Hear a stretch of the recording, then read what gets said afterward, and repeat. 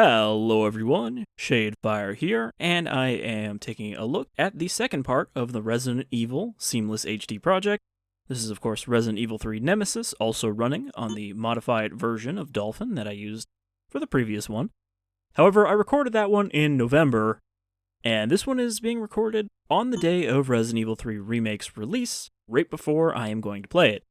So, I think this is probably the best time for me to refresh my memory of Resident Evil 3 before we get into that.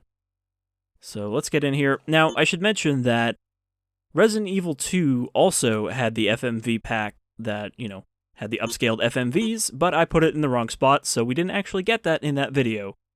Whereas this one, I have made sure actually is working, so the FMVs do look a little better. And again, those are upscaled frame by frame, and then recomposited into a video, so that's how they did that, and it takes up quite a bit of space. It's like 2.2 gigs just for the FMVs. Alright, and hard mode. Evil 3. So yeah, it'll be nice to kind of compare this to the start of Resident Evil Remake. An ordinary day in September. An ordinary day in Raccoon City. A city controlled by Umbrella. These screens don't look great upscaled, but that's because they were already pretty blurry in the original. Strength would ultimately lead to their destruction. I suppose they had to suffer the consequences of their actions, but there would be no forgiveness. If only they had had the courage to fight. It's funny that people are complaining about that once the wheels new Jill to turn, nothing being kind of a bitch, forgetting that she basically condemns the entire city here for being stupid. They didn't pay attention, so they deserve to die. And my last chance. My last escape. I'm kind of surprised that this game wasn't called Resident Evil 3 Last Escape, with how much they bring that up. Preparing to drop off at area E95070.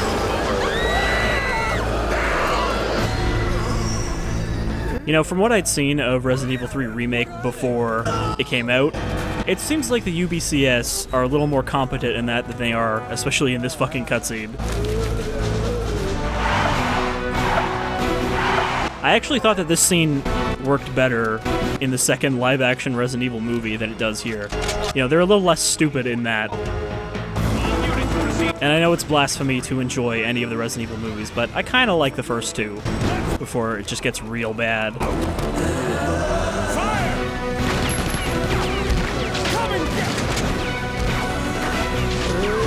But the context here is the police just decide to pull up to a random intersection and start gunning down zombies. Where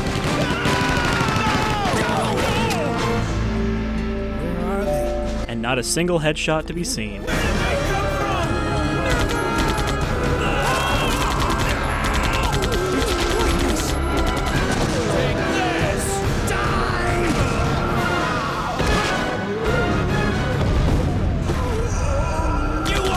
I never understood why that zombie explodes. I feel like there's something I'm missing in that one shot of it.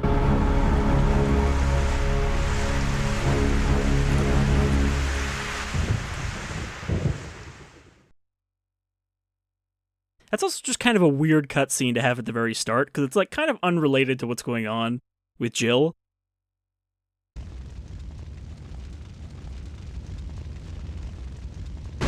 Alleyway looking very clean with these vectored masks. And Jill looking not too bad with her slightly cleaned up 3D model.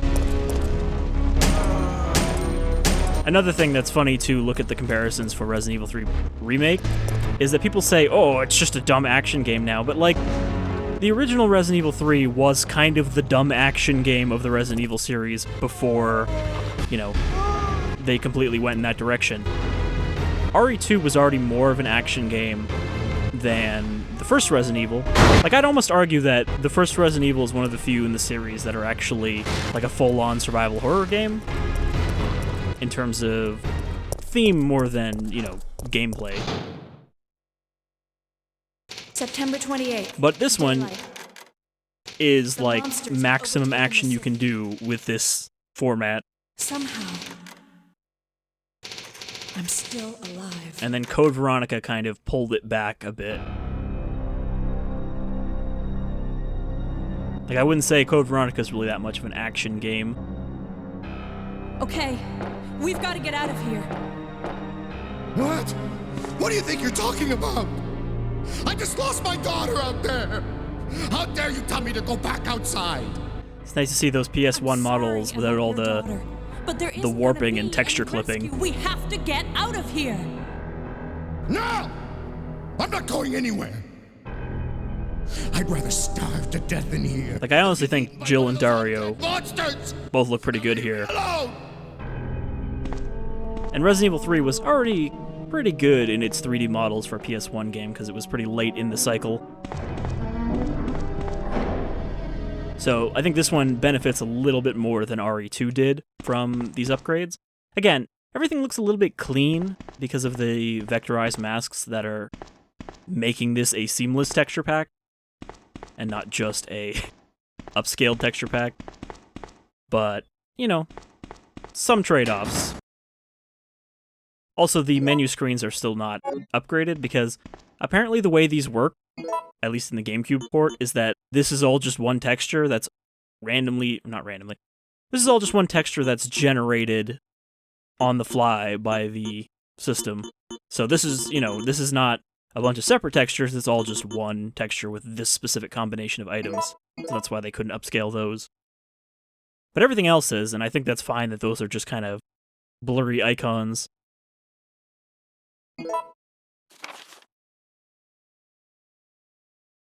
So yeah, again, this was the game that added explosive barrels to the environment and various other things you could shoot to set them off, which again was a step towards more action. Emergency escape. Yep. I guess they do tell you how to dodge here, but this is the only place that the game tells you. And again, you can either dodge by pressing the pull-up weapon button, or pressing the shoot button while your weapon is already up, which is how you end up accidentally triggering dodges. It seems to work a lot better in the remake, where it's just press a button at the right time. Okay, the rest of this is all the same. And you do have to use these to get them out of your inventory. It also seems like the gunpowder system is just reused from Resident Evil 7 and Resident Evil 2 Remake in the new one, in that you won't be able to make better gunpowders. It's just, hey, this combination always makes this. Here you could actually make each of the different types of grenade rounds as well as magnum rounds, but there it's handgun, shotgun, magnum. And I don't think you can make assault rifle rounds in the remake. Alright. Nothing left here. Also something I found out that I don't think I did in the... Oh, forgot about that first aid spray. I don't think I did it in the RE2 HD texture pack video, but you can actually toggle the texture pack on and off in real time, so, we can compare it on these various screens. If I hit this, it'll flash pink for a second, and then we'll see the old textures. So this is the original textures. It doesn't change the models, I don't think, because those are separate, but the actual textures, you can see how much lower fidelity they are. And then we turn it back on, and everything's nice and crisp. So I think that's the best way to compare this instead of trying to just go by people's memory of RE3.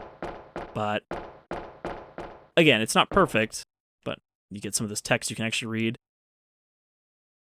What does that say in the middle? It says above rim, and then there's something in like small blue letters in the middle. 22 high velocity. Is that? Also, you can see there's actually a Winchester written on the sign. That's probably not licensed. It's an advertisement for 22 rimfire.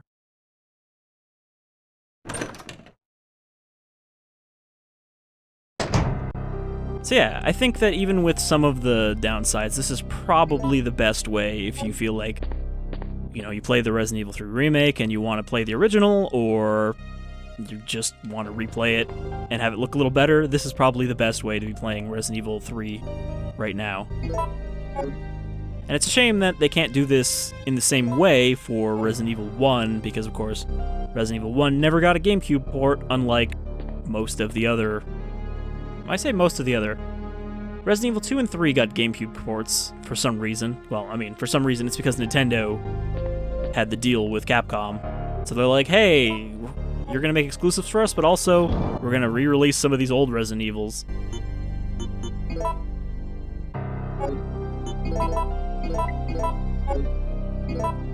But yeah, Code Veronica, Resident Evil 2 and 3, and I think those were the only ones that got re-releases on the GameCube that weren't really that upgraded.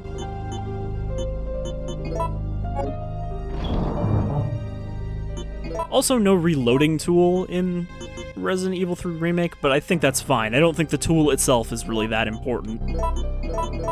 Like, oh, okay, you have to put this in your inventory before you can mix bullets. Like, I don't see that as a downgrade not having to do that. Okay, we got everything we need here. And again, let's do a little quick swap. This room doesn't look too much worse. I mean, again, you can see the pixels on the typewriter. Then you turn it back on, and it looks great. You can even see that photo on the desk. Japanese lady's photo there on the desk. So it's nice to be able to pick out some of those details that would have been obvious in the original textures before they had to compress them down to the system specifics. You know, little bits of text that you wouldn't have been able to see on the actual game. So I think that they've done some pretty good work with this project. And they are going to be doing something for RE1, but I believe it is going to be for the PC port of Resident Evil 1, since that's kind of all you have to work with. I know somebody already has done something sort of similar for the PC port of Dino Crisis, but not quite to this level.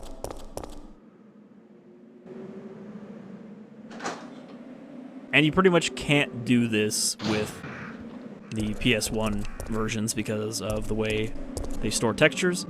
Capcom, it's probably Teshku, Mizui. That just seems to be a bunch of Romanji on that sign. Like, I can't make any sense of it. Bad Pop TV for only £99. Why is it on pounds? But yeah, it's fun to try to make sense of that stuff now. I think one problem with this, in terms of the backgrounds, is it makes everything a little too bright, but I think that's because dogs must be on leash, and owners must remove dog excrement. Yeah, I think the problem is that even though this takes place at night, at least I assume this is supposed to be night, it's really bright. Though part of that, I guess, is supposed to be the street lights. It's not like the power is out.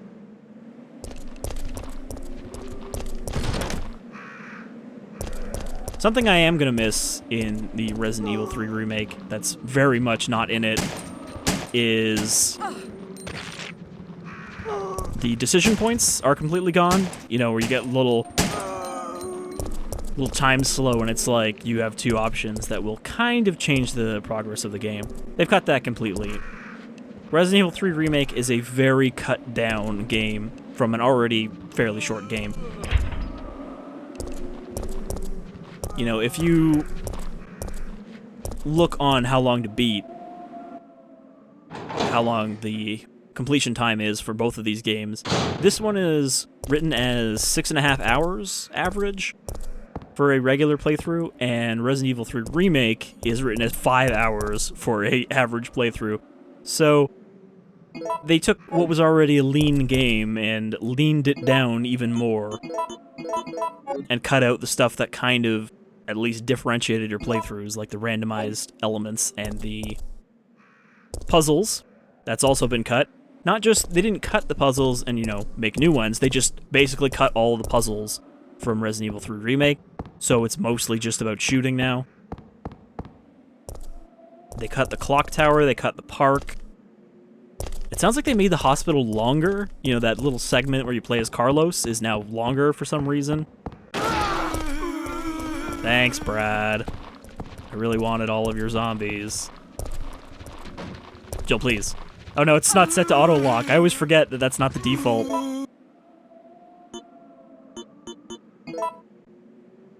You have to set aim to auto.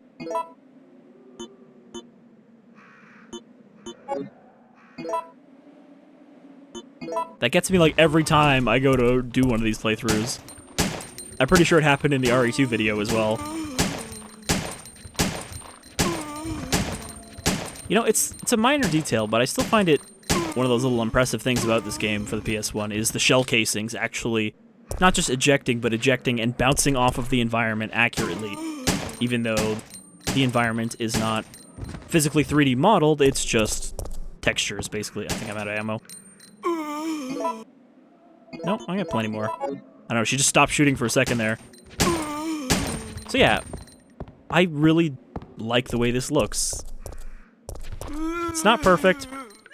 I tried to do a dodge there. I'm like, I'll stop shooting and then wait for him, but I never got the hang of even just the zombie dodge timing.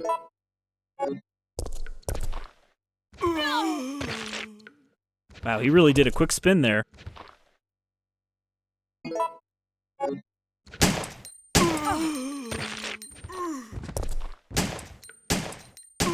Something I think they also changed from RE2 to this in the original games was that zombies that you shove off of you in this usually don't fall over after one shove. You usually have to shoot them immediately afterwards, whereas I think in RE2 they usually went down to the ground after the first shove. Let's take a look at those hot dogs. Mon, hot dogs. Hot dog drink. And just a kind of weirdly, like, faceless bikini photo down there. It looks like her face has just been kind of blurred out. Man, Jill can take a decent number of bites in this. Also, can you examine these? Yeah, so those are all actually cleaned up. It's just the actual inventory icons that aren't. Which, again, not something I think is at all a problem.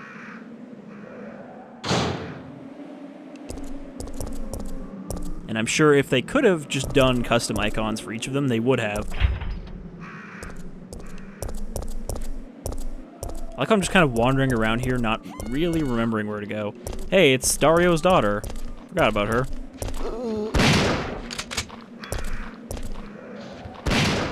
That still works brilliantly.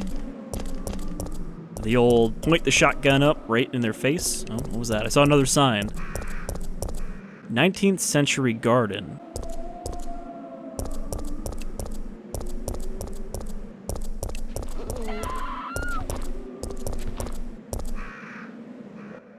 I think she went this way. I'm pretty sure you can catch up to her if I remember correctly. It's one of those little things that doesn't really change anything in this game, but it's just a detail you can find. Where is she?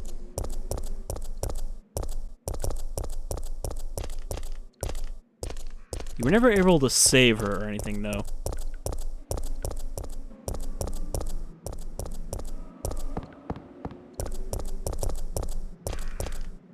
Did I miss her?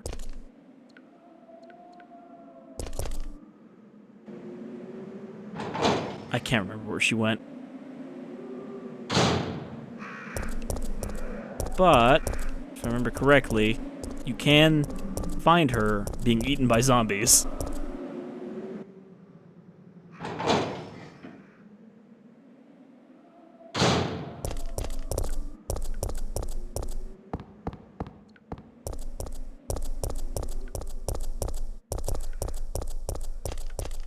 Alright, Vicky B. Let's have a chat. I wonder if Brad Vickers is still going to die in the same way. Oh, right. Never mind. He's another alley ahead. I wonder if he's still going to die in the same way in Remake with the old tentacle penetration to the mouth.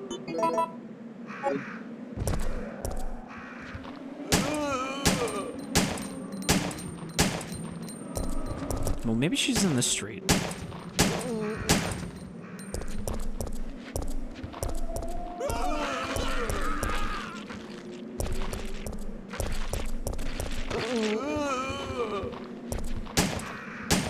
I thought that was Brad getting bit, but I think it's that guy on the ground, even though he already has a zombie model. You can't pretend you weren't already a zombie man. I'm about to run out of ammo.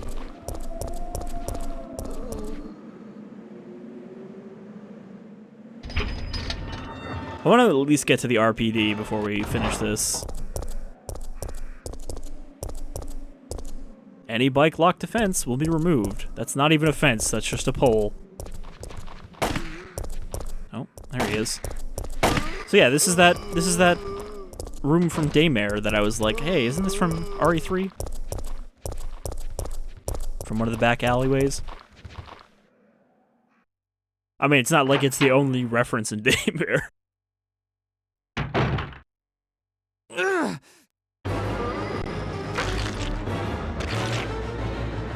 I like that Jill just kind of like puts out her hand like, do you need help?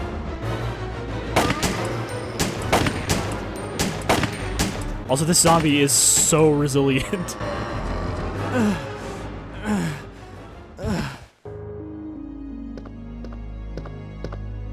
Brad, hang in there. Why isn't someone doing something about this? I didn't know you were still alive, Jill. The police aren't trained for this kind of situation. What could they do? Listen, he's coming for us. We're both gonna die. What are you saying? You'll see. He's after STARS members. There's no escape. Brad, you couldn't have been a little more, like, clear about the problem? She's like, has no idea what he's talking about. He's like, oh, there's no escape. Well, that's Chicken Heart Vickers for you. Clock Tower postcard. A landmark spot. St. Michael Clock Tower. Oh, you could actually see this sign when she came in the door, but I guess there's no actual camera angle for that.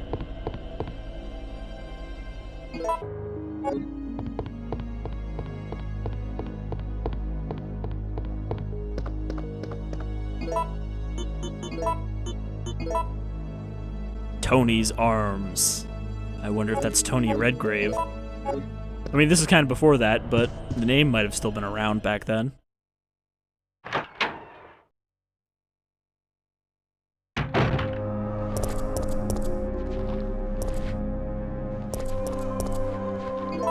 Alright, so how do we get to Nemesis? The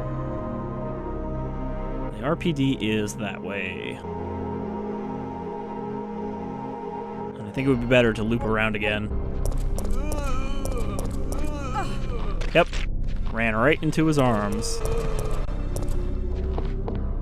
Another Kendo gun shop van. Apparently all of his weapons are delivered via van. Alright.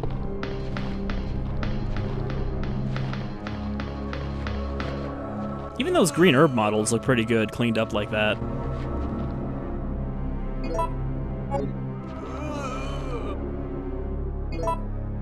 Right, I gotta burn the rope. Remember that.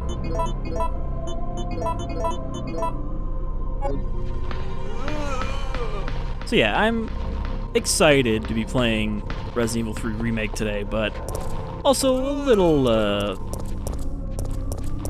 tempered, I guess. My expectations are a little tempered. Because it was made by a different team than the RE2 remake. You know, it was made by basically a B team and developed at the same time as RE2 was still in development. Alcoholic beverages prohibited Monday through Friday. So on the weekend, you're allowed to drink in public in this alleyway, just not Monday to Friday. No, this just leads back out. I need to go where that zombie is.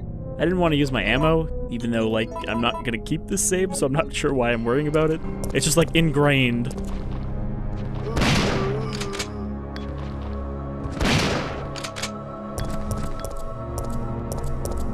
And all we have to do is get to the station.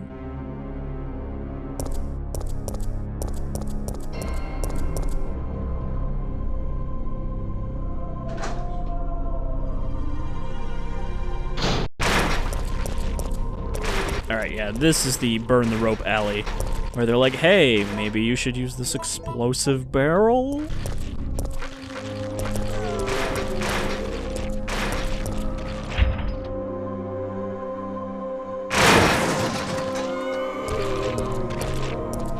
So let me run back here, and we're We're like, hey, zombies, this way. But, okay, none of them want to come this way. They're all trying to get back there. So yeah, this game definitely has a lot more zombies per screen than RE2. Because look, there's 1, 2, 3, 4, 5, 6, there's about 8 zombies here.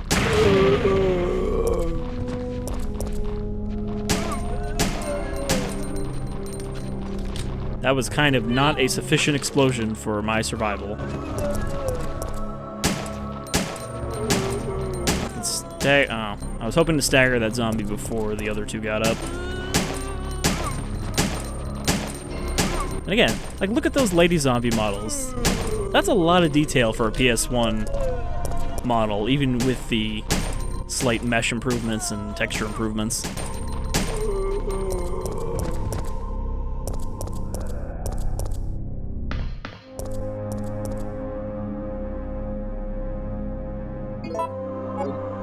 Zombie on zombie violence. When's it gonna end?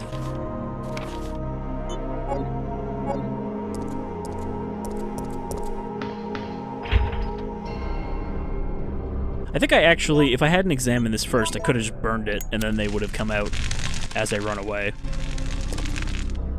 It's been a while since I played RE3. I mean, I guess I haven't played it since I did Mercenaries for the LP.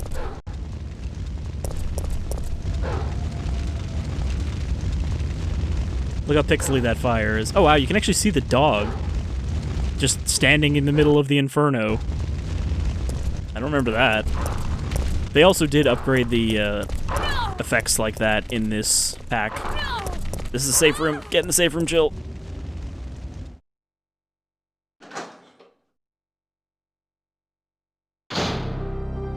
That classic RE3 safe room music, which seems like they just brought back almost wholesale for the remake.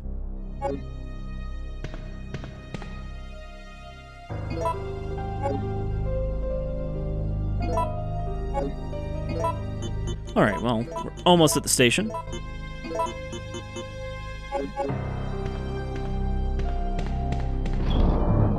Gotta see the trenchcoat man before we call this a day.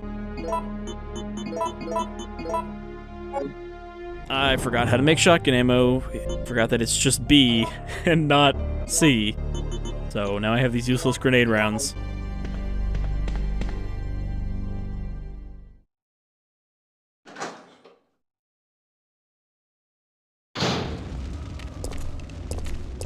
Calmly walk away from the dogs so as not to aggro them. Also something you can't do in any of the remakes. Well, you know, except for RE1 remake, but looks like RE2 and RE3 you can't not aggro the dogs.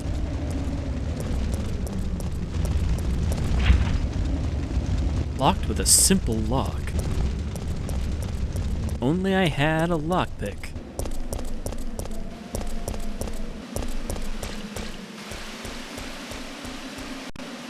Especially like right here, it looks so bright. Like it's just broad daylight, but I'm pretty sure this is already night by the time this starts.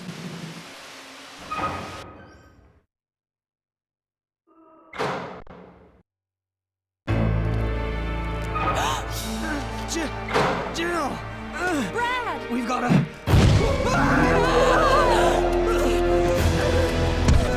Jill! Help!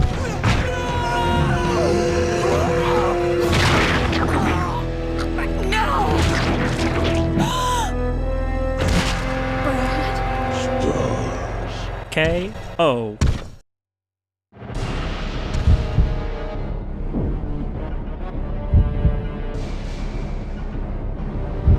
Oh. That was weird. I forgot there was such a delay. So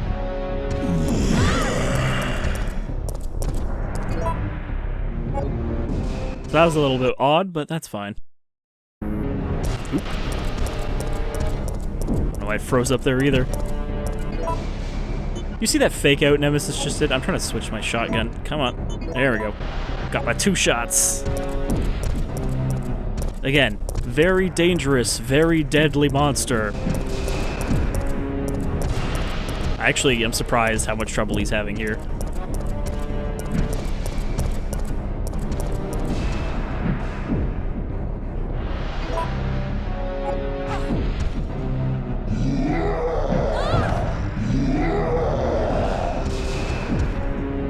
But he really does just like throwing Jill around, even in the original. And it seems like that's still the case in the remake. He's not just trying to kill you, he wants to have some fun first. That's probably another thing you won't be able to do in the remake is stick it out and grab Brad Starr's card instead of having to wait until you find Jill's. Alright, well. God, look at his portrait there. He looks so smug. Or like sad smug, if that's even a thing.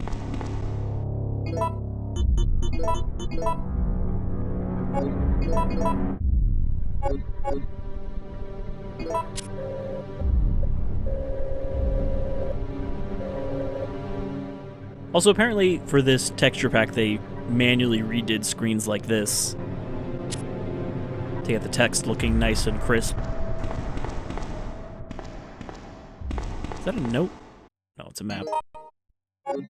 Alright, well, yeah. I think that's a pretty good look at the kind of differences between the original and this texture pack. And, yeah, I hope a couple people decide to check this out and give it a playthrough. See how it holds up. And maybe compare it to the remake. For some people, this is always going to be a classic, and for others, this is the worst of the old Resident Evil games, which is just kind of a generally bad assessment. Then again, some people seem to think the only good Resident Evil of the original style was RE2, which is pretty much 100% nostalgia and nothing else. Alright, well, I've been Shadefyre, this is Resident Evil 3 Seamless HD Texture Project, and I hope you will join me for the Resident Evil 3 remake and future Resident Evil games. Oh god, what happened to her model when she died? It's kind of horrific. Alright, take care everybody.